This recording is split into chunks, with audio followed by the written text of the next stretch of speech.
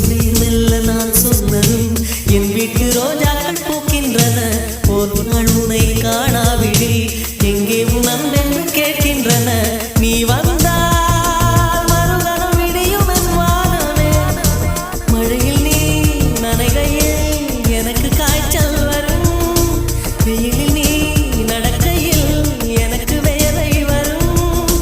உடல்கள் ரெண்டு உணர்வுகள் ஒன்று. ரோஜா ரோஜா ரோஜா ரோஜா ரோஜா